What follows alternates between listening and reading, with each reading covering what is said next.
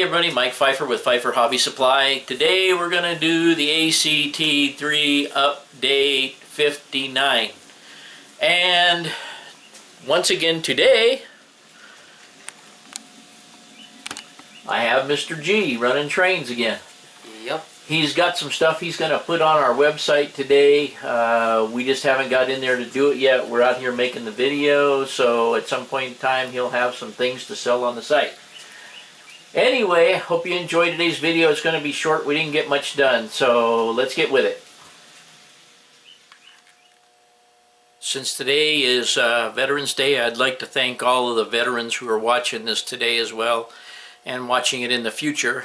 And I'd also like to say, especially these two guys, Elvin Pip Brown, U.S. Army, and Hubert Gene Pfeiffer, U.S. Marines, my dad and my father-in-law, and all of you who have served this country. Our heartfelt appreciation to all of you. Thank you.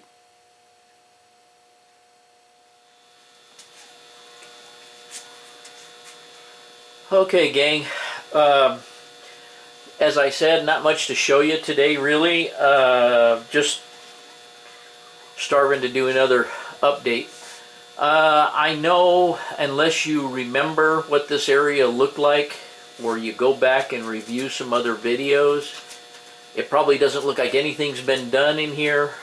But right over in here, all the way around, I'll show you where, almost down to the Indian ruins, I put in 100 more, well, around 100 more trees. There's a whole bunch more in this particular area and around the back and around the front right here down. I put a bunch in the bottom on either side of the trestle there. And if I swing around this way slightly, I put some over here around that tunnel portal. Put some down in here where the cowboys are, added some down here by the stock pen, and wound up putting some along the upper area, a few along the upper area and some along the bottom area, down to, oh, the ones on the upper area were right in this area right here. Everything looked like it was below track level, so I put some long ones in there to make it look kind of divide it. As the trains come in here, you'll see how the taller trees that I put in there kind of view block the train a little bit as it goes through there.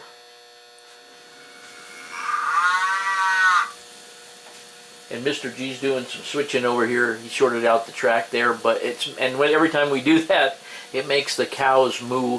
So you might hear the cows mooing throughout the video here, but anyway, you kind of get the idea of how the trees that I have added kind of break the train as it goes along. And we'll swing back around here so you can see it go down into the tunnel, and we'll let it come around and over the trestle to see how those trees, especially at the portal over here, how they kind of block the view of the train, kind of break up the monotony of the train just running. We talked about view blocks in the past as well. And it just lends the fact that there's some scenery in between you and the train as the train goes by, and I kind of like that. We'll swing around here.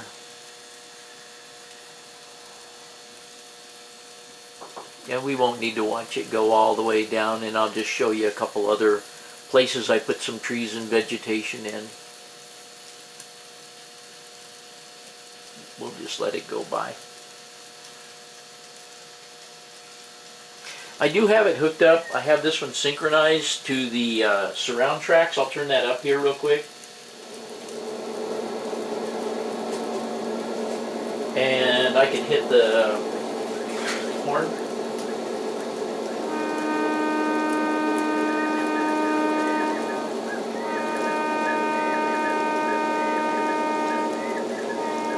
Has a nice echo sound to it, and it's not overly loud in here.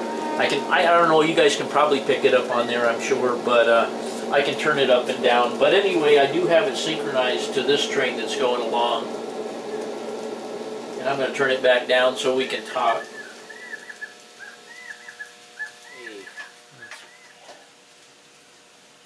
Okay, if we move over here, you can see that I put in a couple of trees, a few trees right in here.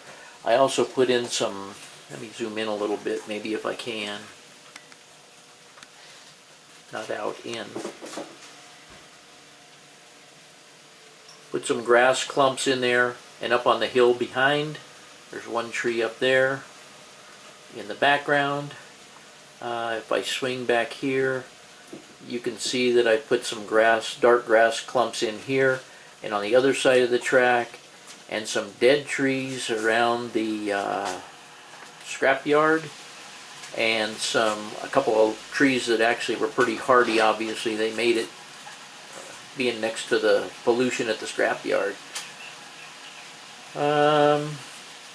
And now I'm going to have to probably move down a little ways. Down there you can see the front of the Texaco truck sticking out. I still don't have the lights hooked up on that or the mail truck down there. Haven't gotten to that yet. I've been busy planting these grasses, and the grasses also go around here and around the hill there a little bit. So we'll move down a little bit and I'll show you what else I got going on.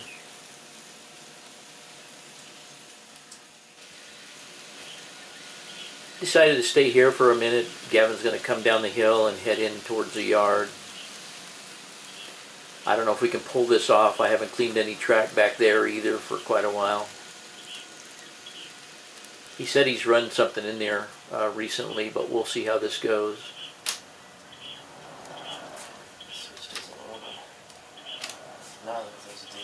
Yeah, I know sometimes it doesn't throw.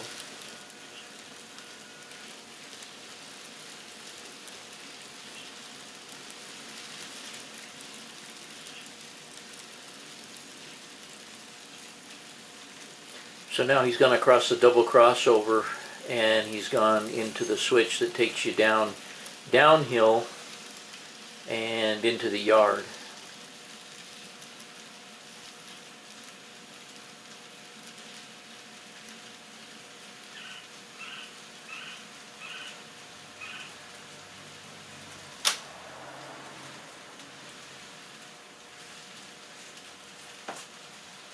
And then it's coming around right there where he's standing.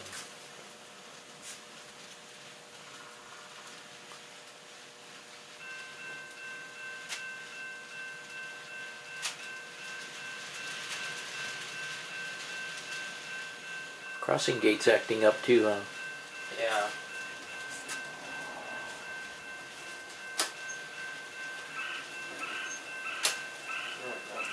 Yeah, the lights are flickering like crazy.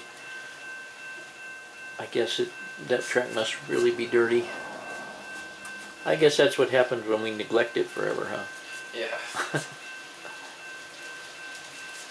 So anyway, with a little bit of help, now he is successfully down into the yard, and he's entering the nearest yard lead, nearest to the outside yard lead. And then we'll go down and take a look at what I put in vegetation-wise.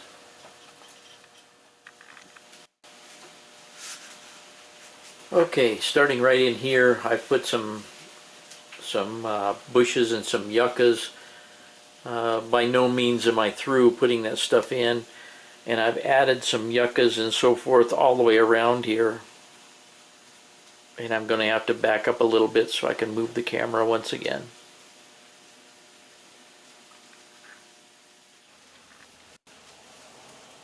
Okay, so here we are back at the crossing. I've added a whole bunch more, not a whole bunch, but a few more yuccas in here, and some of the low bushes, foliage, not foliage clumps, whatever these are, the little grass clumps. And really, other than adding those yuccas in, I've added one tree to the side, the other side of the river here. I have more trees that I'll be putting along the river, but I have not done the scenery in this little section right here yet. If I can step out of the tripod here, if I swing on around here, right over there you probably can see a palm tree. I put it in there because I liked them on the other layout. I have 3 of them. They're really nicely done, but I don't know, it just doesn't fit. So I don't know what I'll do. I don't know if I'll cut those down to be smaller, short yucca type palms, or exactly what I'm going to do. I think they would look better very much shorter instead of the typical Los Angeles palm tree type. So I may cut them down and turn them into something else. Aside from that, that's really about all I'm aware of that I've got going on or that I've tried. So I'll show you. Well, I think I showed you before, but I'll show you again because I can't remember.